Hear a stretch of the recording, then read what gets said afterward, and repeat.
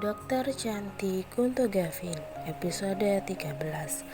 Keesokan harinya di tempat kerja Violet. Di rumah sakit, Violet membagi-bagikan kepada rekan kerjanya beberapa biskuit dan juga permen pernikahan. Setelah menjadi dokter jaga, kebanyakan tugasku tetap sama, tapi jam kerjaku menjadi lebih konsisten. Kecuali kalau aku harus mengambil lembur dan aku bisa pulang setiap jam 6 sore. Dan jam kerja Violet pun berakhir. Duluan ya Zara. Baik Nona. Violet menyetir mobilnya sendiri. Amran sudah membuat janji makan dengan dokternya Gavin. Ini pertama kalinya aku bertemu dengannya. Jadi aku tidak boleh telat. Di rumah Amran. Sudah pulang Nona. Senang bertemu dengan Anda Nona Violet. Nama saya Dr. Feros, dokternya Gavin. Senang bertemu dengan Anda juga. Saya dengar dari Pak Amran, Anda adalah dokter dari rumah sakit Mayo Clinic. Mayo Clinic adalah rumah sakit yang sangat bagus loh. Terima kasih. Kita mungkin sama-sama dokter, tapi keahlian kita jauh berbeda. Anda terlalu rendah hati, Dokter Violet. Amran pun datang sembari menggenggam tangan Gavin. Gavin yang melihat mamanya pulang langsung berlari dan mencium pipi Violet. Dan Violet tersenyum kepada Gavin. Gavin, kamu bermain di atas dulu ya.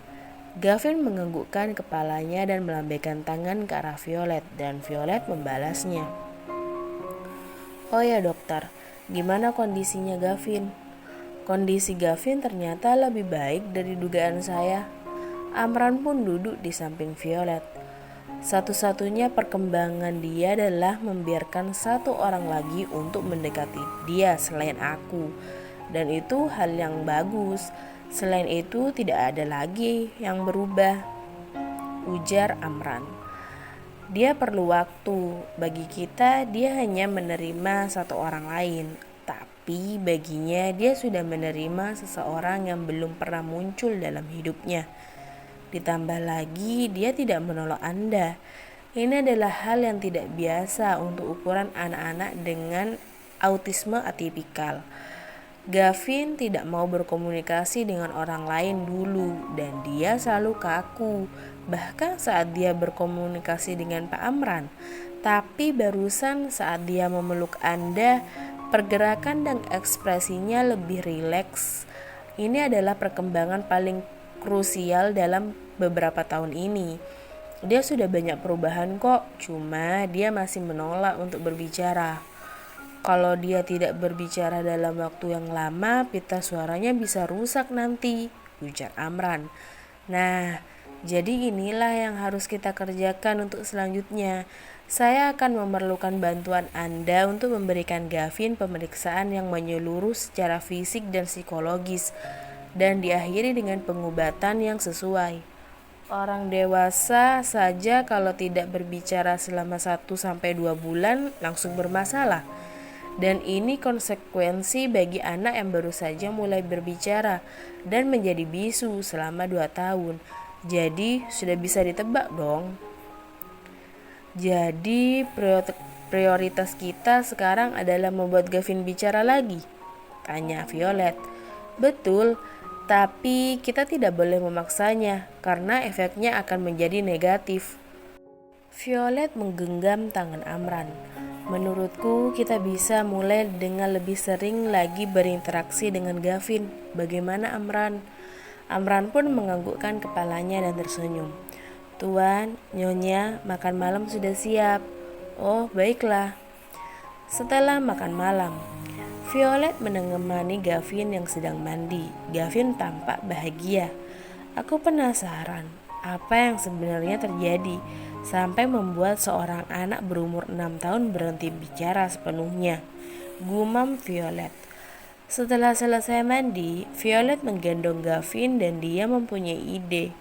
Violet menggelitiki Gavin dan Gavin mencoba untuk menghindar. Gavin berteriak dan menangis jadi-jadinya, dan hal itu didengar Amran dan Dr. Feros. Amran langsung berlari ke kamarnya dan melihat Gavin yang menangis di gendongan Violet.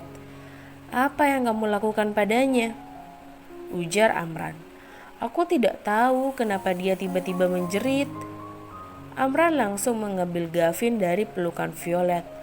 Amran menggendong dan memeluk Gavin dengan penuh kasih sayang. Gak apa-apa sayang, ayah ada di sini. Gak ada yang akan menyakitimu. Jangan takut. Aku ada di sini bersamamu, oke? Amran melirik Violet dengan tatapan tajam. Setelah Gavin mulai tertidur, Dr. Feroz langsung melakukan pemeriksaan terhadap Gavin. Aku akan melakukan tes psikologis setelah dia lebih stabil. Aku akan datang lagi ketika laporannya sudah keluar. Terima kasih, ujar Amran. Anda terlalu baik tuan. Karena sudah larut malam, aku tidak akan mengganggu kalian lebih lama lagi. Maaf merepotkan Anda. Amran duduk di samping Gavin yang tertidur dan Violet melangkah secara perlahan mendekati keduanya. Maaf, aku sungguh tidak tahu kenapa bisa begini, ujar Violet. Amran mengusap dengan lembut jari mungil Gavin. Apa aku menyakitimu tadi? Tanya Violet. Tidak, dia jarang berteriak setelah bertemu denganmu. Kupikir dia sudah bisa menerimamu sepenuhnya. Sepertinya bukan gitu deh. Apa mungkin aku melakukan sesuatu yang membuatnya ingat dengan kenangan buruk ya? Memangnya apa yang kamu lakukan tadi? Aku mengelitiki dia sebentar. Dia mulai menghindariku dan setelah beberapa saat dia menjerit. Apa itu mengingatkan pada sesuatu yang buruk ya? Atau dia menjerit untuk menunjukkan bahwa dia ada di situasi yang tidak bisa dihindari? Saat kecelakaan itu terjadi, kami tidak ada di sisinya. Saat aku sampai di rumah sakit, dia memelukku sambil menangis. Nah, sejak saat itu, dia berhenti berkomunikasi dengan orang asing dan tidak pernah berbicara satu kata pun. Apa yang sebenarnya terjadi padanya? Tanya Violet. Sudah malam, kamu harus istirahat. Aku akan menceritakannya lain kali, ujar Amran. Baiklah, kalau begitu aku tidur duluan. Kalau ada apa-apa panggil aja ya. Amran hanya menganggukkan kepalanya. Keesokan harinya, tok tok tok, Amran pun membukakan pintu. Kamu tidak tidur semalam? Cuma tidur sebentar, jawab Amran. Gimana Gavin? Masih sedikit belum stabil, tapi dia tidur dengan baik. Apa kita perlu membawanya ke rumah sakit? Hal ini mungkin akan membuatnya mengalami gangguan lagi. Kita akan memberikan konseling setelah dia stabil. Kamu makan dulu aja, jangan tungguin kami. Amran mengelus telapak tangan Violet agar Violet merasa baikan. 30 menit pun berlalu. Gavin pun akhirnya bangun. Sudah merasa baikan? Tanya Amran. Gavin langsung memeluk Amran. Hari ini ada rapat tahunan yang harus aku hadiri. Mau ikut aku pergi ke perusahaan? Gavin menganggukkan kepalanya. Kalau begitu mandi, lalu sarapan. Ibumu sedang menunggumu di bawah. Setelah mandi dan rapi, mereka berdua pun turun ke dapur untuk menemui Violet. Kalian berdua mau makan apa? Kami mau bubur, jawab Amran. Amran menyuapi Gavin, benar-benar seperti anak sendiri. Apa aku perlu izin kerja? Kamu sama sekali tidak tidur semalam, ujar Violet. Tidak perlu, Gavin hanya ingin bersama denganku sekarang. Kamu tidak bisa bantu banyak kalau tetap di rumah. Telepon aku ya kalau ada apa-apa, aku berangkat dulu, ujar Violet. Oke, Gavin. Habiskan yogurtnya, setelah itu kita pergi ya, ajak Amran. Di perusahaan Amran, semua karyawan berdiri di sisi kanan dan kiri, dan dia menyambut Amran dan tuan muda Gavin. Saat mereka tiba, semua karyawan memberikan hormat kepada atasannya itu. Silakan masuk Tuan Amran, ujar karyawan.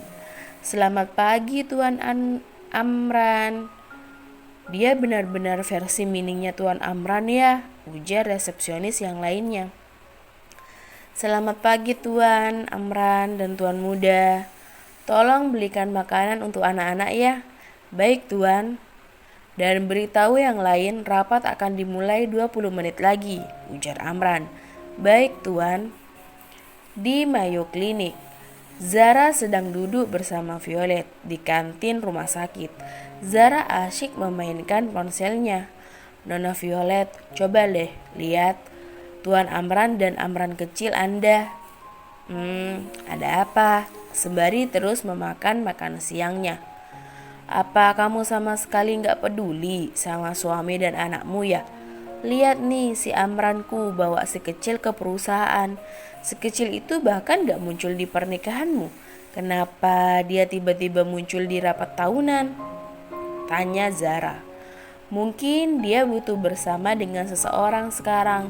Apa foto ini diposting di akun sosmed mereka? Iya, ini pertama kalinya foto si kecil itu diunggah setelah Amran mengambil alih perusahaan. Bukan. Ini yang kedua kalinya. Ada satu foto lagi yang bersama denganmu beberapa hari yang lalu. Yang ini nih. Zara menunjukkan ponselnya dan Violet melihat foto mereka bertiga saat mereka berolahraga di pinggir danau. Dan Violet pun tersenyum. Violet, katakan, apa si kecil itu anak rahasiamu? Hus, jangan ngawur. Ayo makan aja, kalau tidak pergi aja, ujar Violet. Setelah pulang bekerja, Violet menyempatkan diri untuk membelikan sesuatu untuk Gavin di toko mainan. Selamat datang Nona, ujar pemilik toko. Halo Paman. Halo juga Violet. Violet memilih beberapa hadiah untuk Gavin. Paman, aku mau beli 2 yang ini ya. Kamu beruntung sekali bisa memilih ini di antara mainan yang lainnya. Memangnya ada cerita di baliknya? Tanya Violet. Pemilik model kerangka ini dulunya adalah ilmuwan forensik. Setelah menikah, dia memberikan model ini kepada adiknya yang payah. Lalu adiknya menemukan hobi baru dan dia mendapatkan masa depan yang cerah karena model kerangka ini, yaitu tengkorak mini. Dan sekarang si adik sudah dewasa. Dia memberikan mainan ini ke toko yang sering ia kunjungi. Aku akan memberikan ini untuknya. Di kediaman keluarga Amran, Violet memberikan hadiah itu kepada Gavin. Apa kamu suka? Tanya Violet. Violet ingat kata-kata Amran. Jangan perlakukan Gavin seperti anak-anak, tetapi lebih seperti orang dewasa. Aku yakin Amran selalu melakukannya. Karena itu, Gavin sangat mandiri di umurnya yang masih muda, ujar Violet dalam hatinya. Gavin menuliskan sesuatu di tabletnya. Terima kasih Mama. Aku senang jika kamu menyukainya. Violet mengelus rambut halus Gavin. Dan Amran pun baru pulang dari urusannya. Apa sudah bilang terima kasih setelah menerima hadiah dari mamamu? Gavin menganggukkan kepalanya dan Violet pun tersenyum. Bersambung.